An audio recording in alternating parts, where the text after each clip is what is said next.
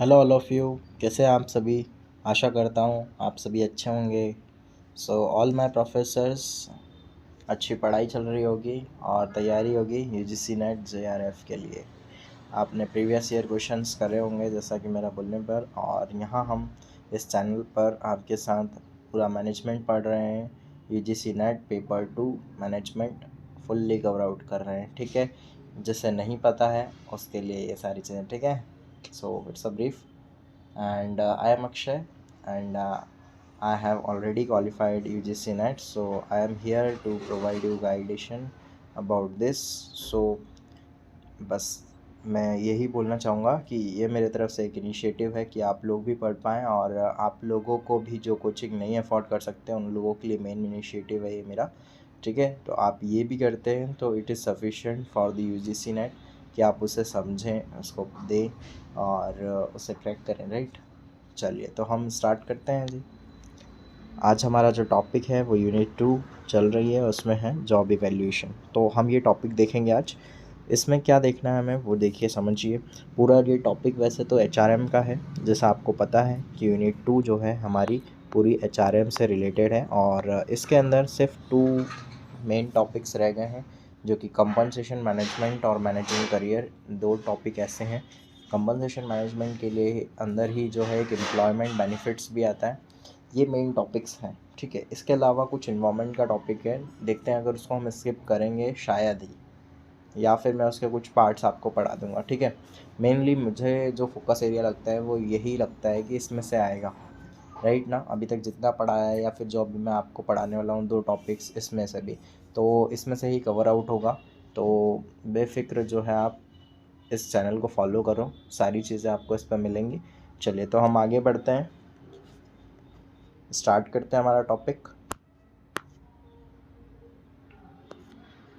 Job evaluation. तो job evaluation क्या है मेनली। जॉब इवैल्यूएशन जो है वो जॉब का ही एक ऐसा पार्ट है जहां हम जॉब को देखते हैं पूरी तरीके से कि किस तरीके की एक्टिविटीज़ होती हैं, ठीक है। जैसे यहाँ पे क्या लिखा है कि इट इज़ एन ऑर्डरली और systematic technique to find out the relative worth of the job. तो जॉब को जो है ना, जैसे 10 तरीके की जॉब है एक कंपनी के अंदर में, लेकिन सब अलग अलग तरीके से की जाती हैं। तो वही चीज़ हमें यहाँ पर जॉब्स को देखते हैं और डिसाइड करते हैं कि कौन सी जॉब जो है वो ज़्यादा अच्छी है, कौन सी जॉब जो है 1 2 3 4 5 इस तरीके से हम उसको ग्रेड करते हैं कि हाँ ये वाला कठिन काम होगा, इससे सिंपल ये होगा, और फिर उसी के हिसाब से जो है हम उसको जो है उसको वर्थ देते हैं या फिर उसको जो है पे करते हैं, right. Like International Labour Organization जो ILO है, वो क्या कहती है कि जॉब इवैल्यूएशन जो होता है ना वो एक ऐसा अटेम्प्ट है जो कि डिटरमाइन करता है और कंपेयर करता है डिमांड्स को, ठीक है, which the normal demands which the normal performance of a particular job makes on normal workers without taking into account of individual abilities or performance of the workers concerned, ठीक है। किसी भी particular job के अंदर जो भी normal performance होती है या उसमें जो है उसको हम डिटरमाइन करते हैं, उसको कंपेयर करते हैं दूसरी जॉब्स से, ठीक है। मतलब सिंपली जो कि मैंने आपको 1 लाइन के अंदर पहले ही समझा चुका हूँ, यहाँ सिर्फ ILO ने अपने समझाने का तरीका थोड़ा सा बदला है कि बिना किसी इंडिविजुअल एबिलिटी या जो वर्कर्स को कंसर्न किए बगैर जो है ये जॉब्स को देखना कि जॉब किस तरीके की है, क्या है, कितना वर्थ है, वो सारी चीज़ें चेक करते हैं हम जॉब इवैल्यूएशन के तरीके से। Okay, now come to the next. So yeah here you can see कि ऑब्जेक्टिव्स हैं जॉब इवैल्यूएशन के। तो जॉब इवैल्यूएशन के ऑब्जेक्टिव्स कौन कौन से हैं, ठीक है। जॉब इवैल्यूएट अपने आप में क्यों करी जाती है, सभी को पता है कि किसी जॉब को जो है हम इवैल्यूएट तभी करते हैं जबकि हमें ज़रूरत हो किसी को पे करने की, जैसा कि मैंने आपको पहले ही बताया। तो हम इसमें जॉब इवैल्यूएशन जो है वो क्या करती है, डिटरमाइन करती है जो रिलेटिव वर्थ है हर एक जॉब की, ठीक है। मतलब एक जॉब है, मान लीजिए फाइनेंस मैनेजर की है, और एक जॉब है प्रोडक्शन मैनेजर की, या फिर हम बोल सकते हैं एक जॉब है वर्कर की और एक जॉब है वॉचमैन की। तो दोनों ही जो है अपने आप में है। उस वॉचमैन को उस वर्कर से कम मिलता होगा, या हम कह दें यहाँ सुपरवाइज़र, यहाँ अगर सुपरवाइज़र बोल दें और यहाँ हम वर्कर बोल दें, तो दोनों जॉब अपने अपने खेमे में आता है, मतलब कि अपने अपनी जगह पे। अगर सुपरवाइज़र को 10,000 दे रहे हैं तो वर्कर को हो सकता हो 6,000 मिल रहे हो, ठीक है। या हो सकता हो कि वर्कर को आप 10,000 दे रहे हो, वर्कर को 10,000 दे रहे हो तो हो सकता हो सुपरवाइज़र को 20, या फिर उससे हो सकता हो कि 15-16 दे रहे हो। आपके ऊपर निर्भर करता है कि मतलब आप कितना जो है वर्थ देते हैं, और ये वर्थ जो है किस तरीके से है फाइंड आउट करा जाता है। जो सैलरी के जो डिफरेंशियल्स हैं कि आप एक को 15 और एक को 16 दे रहे हो, या एक को 10 और एक को 16 दे रहे हो, तो वो किस हिसाब से दे रहे हो वो हम फाइंड आउट करते हैं जॉब इवैल्यूएशन, ठीक है। सेकंड पॉइंट है job are evaluated on the basis of their content in order to rank their importance, ठीक है। तो हम उनको क्या करते हैं, एक रैंक देते हैं, ये वर्ड ध्यान रखना, रैंक देते हैं, और उसी रैंक के आधार पर हम उसको ये बताते हैं कि ये महत्वपूर्ण है और ये इससे कम महत्वपूर्ण है, ठीक है। हर एक जॉब को उसी तरीके से रैंक किया जाता है 1 2 3 4 लाइक दिस, ठीक है।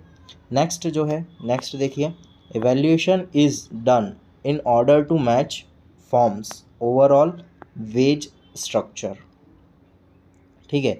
जो वेज स्ट्रक्चर है उसको मैच करने के लिए with that of the industry in which the firm operates. मान लीजिए एक स्टील इंडस्ट्री है और एक है टाटा स्टील, ठीक है। टाटा स्टील है और स्टील इंडस्ट्री है, तो हो सकता हो ना कि दोनों में अलग अलग, पूरी स्टील इंडस्ट्री में ज़रूरी तो नहीं जिंदल स्टील हो गया, ठीक है, अलग अलग स्टील्स की जो कंपनीज़ होगी और एक पूरी होगी इंडस्ट्री, तो सबको मिला के इंडस्ट्री बोला जाता है, ये पता है। और सारी कंपनीज़ को मिला के, राइट, और ऑर्गेनाइजेशंस को, और एक हाथ अगर ऑर्गेनाइजेशन या हम बोल दें एक कंपनी जैसे टाटा स्टील या जिंदल स्टील, तो पर्टिकुलर एक कंपनी को फोकस करना, ठीक है, और फिर उसको मैच करना पूरी इंडस्ट्रीज़ के साथ कि हर जगह क्या क्या रेट चल रहे हैं, उस जॉब को लेकर कितना पे आउट दे रही है कंपनी एक वर्कर को, तो वो सारी चीज़ें मैच करने के लिए भी हम जॉब इवैल्यूएशन करते हैं, ठीक है। जहाँ हम क्या करते हैं, एक तो इंडस्ट्री को देखते हैं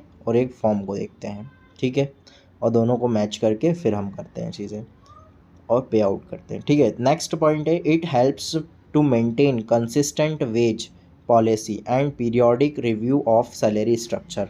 एक कंसिस्टेंट वेज पॉलिसी जो है हम इससे मेंटेन कर सकते हैं। ये बात सही है कि हम अगर चाहते हैं कि जॉब इवैल्यूएशन करना, तो हम उसमें ये सारी चीज़ें सोच लेते हैं कि हमें वेज पॉलिसी किस तरीके से रखना होगी, तभी हम जॉब इवैल्यूएशन कराते हैं। जो वेज पॉलिसी के अंदर ये बहुत ज़्यादा महत्वपूर्ण भूमिका निभाता है, ठीक है, कि वेज पॉलिसी में हम लिख सकते हैं कि 10,000 देना है, तो 10,000 किसको देना है, तो वो उसका आधार है हमारा जॉब इवैल्यूएशन, ठीक है।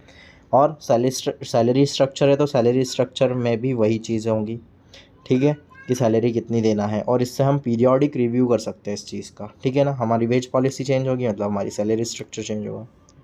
नेक्स्ट देखिए, job evaluation covers only early rate job, ठीक है। इसमें आर्ली रेट्स जॉब ही जो है वो कवर्ड आउट होती हैं, जो कि हर आवर्स के हिसाब से जो जॉब्स चलती है ना वैसे ही। अच्छा, एक दो चीज़ मैं अपने ऐड इन करता हूँ कि जैसे इसके ऊपर जो है, जैसे हम निगोशिएट कर सकते हैं, जो ट्रेड यूनियंस होते हैं ना और एम्प्लॉयज़ यूनियन जो होते हैं ना, हम उनसे निगोशिएट कर सकते हैं कि भैया इतनी जॉब इवैल्यूएशन हमने करा था, इसमें इतनी इतनी मेहनत लगती है, इतनी इतनी स्किल लगती है, तो हम आपको ज़्यादा कैसे पे आउट करें। तो हम इस चीज़ के ऊपर जॉब इवैल्यूएशन के बेसिस पे निगोशिएट कर सकते हैं, किससे, ट्रेड यूनियंस से, ठीक है। चलिए, तो ये हो गया हमारा एक। नेक्स्ट देखते हैं process of job evaluation. Job evaluation का प्रोसेस क्या होता है। अच्छा, जॉब इवैल्यूएशन हमने लास्ट टाइम जो कल हमने पढ़ा था वो पढ़ा था जॉब एनालिसिस। जॉब एनालिसिस के हमने पूरी मेथड पढ़ी थी और उसकी प्रोसेस पढ़ी थी, जहां हम जॉब का जो डेटा है वो कलेक्ट करते हैं, ठीक है। लेकिन जॉब इवैल्यूएशन में हम क्या करते हैं, जॉब इवैल्यूएशन में हम पहले एक ऑब्जेक्टिव सेट करते हैं, रिजल्ट सेट करते हैं, या पर्पस सेट करते हैं कि इस जॉब को करने का पर्पस क्या है, ठीक है ना। What should be the result of the evaluation, क्या रिज़ल्ट होगा इवैल्यूएशन का, ये हमको पता चलता है अगर हम ऑब्जेक्टिव जो सेट करते हैं जॉब इवैल्यूएशन का उससे, ठीक है। और इसी के अंदर जॉब इवैल्यूएशन के अंदर हम बोल सकते हैं कि जॉब एनालिसिस आता है। जॉब एनालिसिस में आपको दो चीज़ें पढ़ाई थी कि जॉब स्ट्रक्चर होता है और एक जॉब स्पेसिफिकेशन होता है। जॉब डिस्क्रिप्शन सॉरी है ना, जॉब डिस्क्रिप्शन जो होता है उसके अंदर जो है वो क्या होता है, ड्यूटीज़, रिस्पॉन्सिबिलिटीज़ और रोल्स, ये सारी चीज़ें बताई जाती है किस तरीके से होगी, जॉब टाइटल, डेजिग्नेशन, सारी चीज़ें, ये सारी चीज़ें जॉब डिस्क्रिप्शन में हमने देखी थी। और जो जॉब स्पेसिफिकेशन में हमने देखा था वो देखा था स्किल्स रिक्वायर्ड जो भी होती है ना, और फिर क्वालिफ़िकेशन या एक्सपीरियंस, ये सारी चीज़ें हमने देखी थी। ठीक है, बहुत डिटेल में पढ़ा था अपन ने। जो भी जिसने भी ये लेक्चर नहीं देखा है जॉब एनालिसिस का, पिछला लेक्चर देखना, सारी डाउट्स, सारे जितने भी कॉन्सेप्ट्स हैं उसके अंदर आपको हर एक चीज़ मिलेगी, मेथड, प्रोसेस, सारी डीप में समझी हमने। चलो, तो ये सारी चीज़ें जब जॉब एनालिसिस के अंदर आती हैं, ये दोनों चीज़ें, तो उसके बाद जब हम इनका एनालिसिस कर लेते हैं, जब ये हम फाइंड आउट कर लेते हैं, जॉब एनालिसिस हमारा फाइनल आउट हो जाता है, तब हम क्या करते हैं, हर जॉब जिसका हमने जॉब एनालिसिस करा है उसको एक रेटिंग दे देते हैं। ठीक है, एक रैंक दे देते हैं, लिखा है ना मैंने, assigning rank of each job. हर एक जॉब को जो है हम एक रैंक देते हैं और उसके आधार पर हम उसे छोटा बड़ा डिसाइड करते हैं। ठीक है, वेज एलोकेशन, वेज एलोकेशन जो है वो क्या है, assigning wage rate to each job according its rating. ठीक है, उसकी रेटिंग के हिसाब से हम क्या करते हैं, वेज रेट देते हैं। ठीक है, हर एक जॉब के लिए जो है, मान लीजिए किसी के लिए, अभी मैंने आपको बताया कि एक के लिए 10,000 करा, एक के लिए हो सकता हो 15,000 हो गया हो। ठीक है, वेज, तो वो किसके बेसिस पे, तो जॉब वेज एलोकेशन के अंतर्गत वो सारी चीज़ें आती हैं। तो इसके अंदर एक जो है वो प्रोसेस होता है वेज एलोकेशन। फिर होता है जॉब क्लासिफिकेशन। ठीक है, जॉब क्लासिफिकेशन जैसा कि आप देख रहे हो, classifying jobs according to pay scale. फिर क्लासीफाई कर देते हैं वैसे ही हम जॉब को कि हाँ ये जॉब किस तरीके की है। ठीक है, तो अलग अलग टाइप में या उसको क्लासिफिकेशन कर देना, हाँ ये इस डिपार्टमेंट में जाएगा, फाइनेंस में जाएगा, प्रोडक्शन में जाएगा, शॉप फ्लोर में जाएगा, एक किसी भी चीज़ टॉप लेवल में जाएगा, मिडिल में आता है, लोअर में आता है, राइट। तो हम इसको जॉब को भी क्लासीफाई कर देते हैं हर एक चीज़ को। ठीक है ना, चलिए, तो ये हो गया हमारा process of job evaluation. Now come to the next, selection of job factors in job evaluation. ठीक है, सिलेक्शन करना सारे जॉब फैक्टर्स का जो कि जॉब इवैल्यूएशन के अंदर होते हैं। तो मैंने आपको बताया कि बहुत सारे फैक्टर्स ऐसे जो हम इंक्लूड करके चलते हैं। ठीक है, ये जॉब एनालिसिस में भी पढ़ा था हमने, उस तरीके का काफ़ी हद तक सेम है कि जॉब इवैल्यूएशन जो है वो इन्वॉल्व करता है इवैल्यूएशन ऑफ वेरियस जॉब्स। ठीक है, in terms of certain factor like technical skills हो गया, कॉन्सेप्चुअल स्किल्स हो गया, या फिर इंटरपर्सनल स्किल्स हो गया, ये सारी स्किल्स हम चेक करते हैं। ठीक है, कि उसमें किस किस चीज़ की जो है रिक्वायरमेंट है एक पर्टिकुलर जॉब में। फिर एक्सपीरियंस और लेंथ ऑफ वर्किंग ईयर्स कितना चाहिए। फॉर एग्जांपल मैनेजर बनने के लिए एक फैक्ट्री मैनेजर को सारी चीज़ें आना चाहिए। ठीक है, ऑलरेडी हम कोई फ्रेशर भी रखते हैं तो हम उसको ऐसे ही हायर नहीं कर लेते हैं, उसको काफ़ी एक्सपीरियंस होना चाहिए। तो हम मेनली जो की पोजीशंस होती है कंपनी, कभी भी हम उसमें फ्रेशर नहीं रखते, हमेशा एक्सपीरियंस व्यक्ति को रखते हैं। तो उनके लिए ज़रूरी है कि वर्किंग ईयर्स जो हैं वो हो, ऑलरेडी उन्होंने करा हो कहीं ना कहीं काम। ठीक है, नेक्स्ट है एफर्ट्स एंड इनिशिएटिव्स। एफर्ट्स और इनिशिएटिव्स में क्या आएगा कि एफर्ट्स और इनिशिएटिव्स कितने होंगे, पर्सन कितने टाइप के इनिशिएटिव ला सकता है, अगर कभी भी कंपनी कोई प्रॉब्लम में आ गई है तो उसका क्या इनिशिएटिव रहेगा, या फिर वो किस तरीके से अपना डिसीज़न ले सकता, हम ये भी बोल सकते हैं, उसको भी चेक करना ज़रूरी है। ठीक है, तो कितना एफर्ट्स की ज़रूरत होती है किसी पर्टिकुलर जॉब में, ये चेक करना। फिर क्या रिस्पॉन्सिबिलिटी जो है वो एक पर्टिकुलर जॉब में रहती है एक व्यक्ति की, वो भी चेक करना। फिर सुपरविज़न रिक्वायर्ड, क्या सुपरविज़न रिक्वायर्ड है उस जॉब में।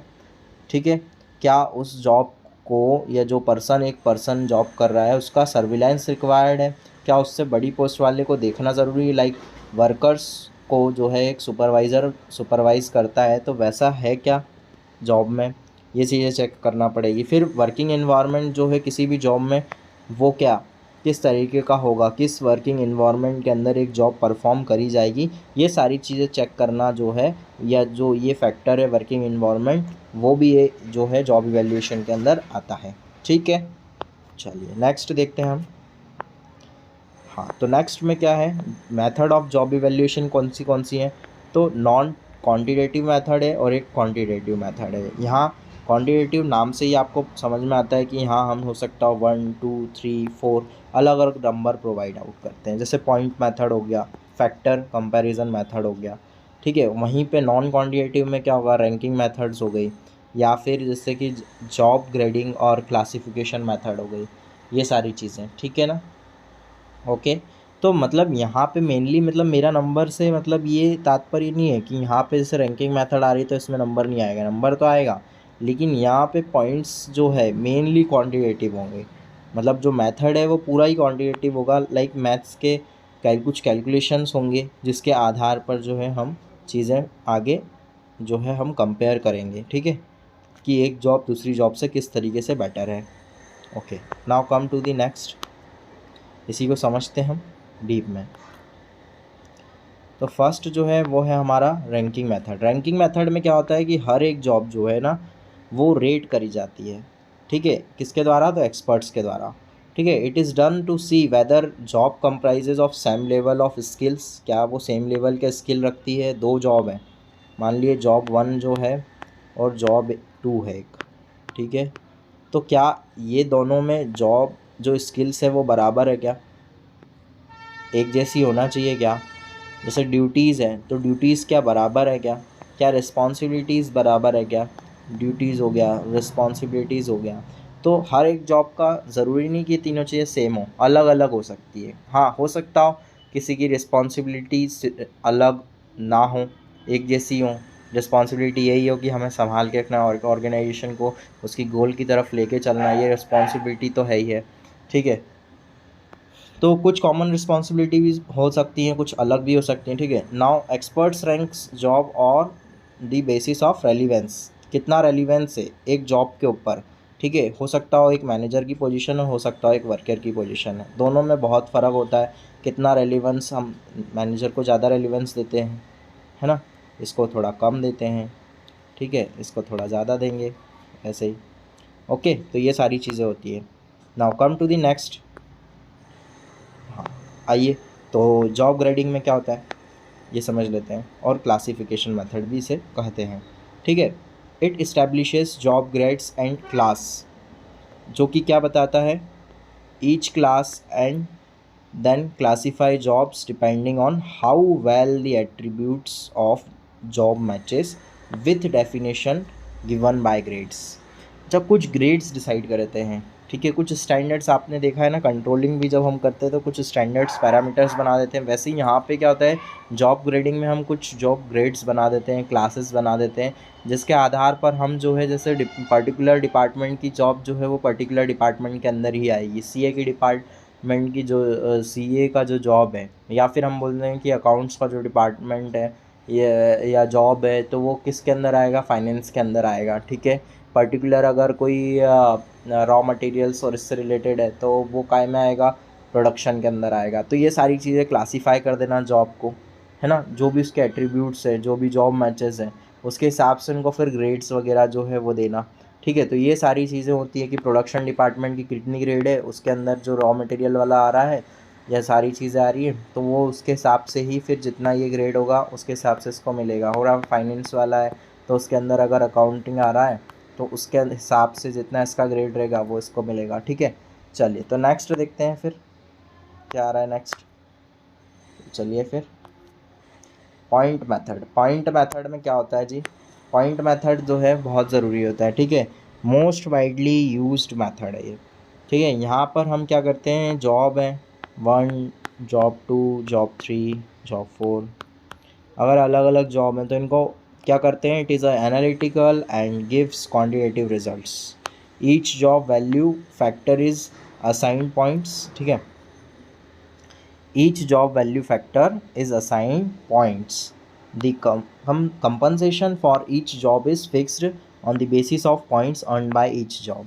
तो जो भी, जैसे हमने कई सारी स्किल्स के बारे में बात करी, कई सारे फैक्टर्स होते हैं उसके बारे में हमने बात करी यहाँ पर, तो वो अलग अलग फैक्टर्स जो हैं वो डिपेंड करेंगे कि किस तरीके से जो है हमें जो है वो किस तरीके पॉइंट जो है एक पर्टिकुलर जॉब को देना है, ठीक है। किसी में जैसे स्किल है, स्किल अगर मान लीजिए कंप्यूटर स्किल चाहिए इसमें, ठीक है, इसमें हो सकता है ना कि फ़िज़िकल स्किल चाहिए, ठीक है, मतलब फिज़िकली इसको जो है फिट होना चाहिए, और या फिर हो सकता है उसको कुछ टेक्निकली थोड़ा सा ज़्यादा चाहिए, लाइक कंप्यूटर की कुछ स्किल्स ऐसी हैं जो कि पर्टिकुलर कोर्स करने पर ही आती हैं, ठीक है। MS एक्सेल रिक्वायर्ड है, यहाँ पे सिर्फ और सिर्फ एंट्री या MS ऑफिस रिक्वायर्ड है, जिसमें कि आप सिर्फ वर्ड का आपको टाइपिंग का काम है, एक में हो सकता है एक्सेल रिक्वायर्ड है। तो ये अलग अलग टाइप की जॉब्स होती हैं, ठीक है। और हो सकता हो कि किसी में जो है ना वो सिर्फ और सिर्फ आपको मशीन चलाने का काम है। तो अलग अलग टाइप की अलग अलग जॉब होती हैं, ये आपको सबको पता होता है। और उसी हिसाब से जो है अलग अलग स्किल्स और उनके जो भी उनको फैक्टर्स असाइंड होते हैं, हमने फैक्टर्स अभी पढ़ा है पीछे, आप भले ही देखो, मूव करो थोड़ा सा और देखो कि हमने कौन कौन से फैक्टर्स पढ़े हैं। तो उसी के अंदर जो है ना फिर ये डिसाइड करते हैं कि हाँ इस जॉब को, पर्टिकुलर जॉब को कितने पॉइंट्स देंगे, पर्टिकुलर जॉब को कितने पॉइंट्स देंगे, ठीक है, राइट। तो ये सारी चीज़ें हम उस तरीके से डिसाइड करते हैं पॉइंट बेसिस पे। ओके, तो पॉइंट बेसिस जो है मेनली क्वांटिटेटिव टेक्निक में आता है या मेथड में आता है। और इसके पहले की जो हमने दो पढ़ रखी हैं, जैसे कि जो हमने जॉब ग्रेडिंग पढ़ा था और रैंकिंग मेथड पढ़ा था, वो सारी जो है नॉन क्वांटिटेटिव में आती हैं।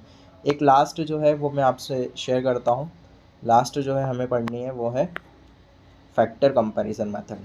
फैक्टर कंपैरिजन मेथड जो है ये थॉमस हिल्टन के द्वारा दी गई थी। और इसमें क्या होता है ना, कॉम्बिनेशन ऑफ पॉइंट और रैंक मेथड होता है। ये दो चीज़ें बहुत ज़रूरी रहती हैं जो कि हमने अभी पढ़ी हुई हैं, ठीक है। एक क्वांटिटेटिव है और एक नॉन क्वांटिटेटिव है, तो दोनों की ही जो है बहुत ज़रूरत होती है हमें, काय में होती है। तो ये जॉब एवेल्यूएशन के अंदर एक मेन पार्ट और रोल प्ले करते हैं, जिससे हम जॉब के जितना पे आउट है वो निकाल सकते हैं। जैसे देखो, it rates jobs by comparing one job with another, like rank method. However, points are given to the job on the basis of few factors like mental requirements, working conditions, physical requirements, skill and responsibilities. ये सारी अलग अलग जो parameters हैं, factors हैं, उनके हिसाब से जो है हम जॉब्स को जो है वो ग्रेड प्रोवाइड करते हैं या फिर उनको जो है रैंक देते हैं या पॉइंट्स देते हैं, ये सारी चीज़ें।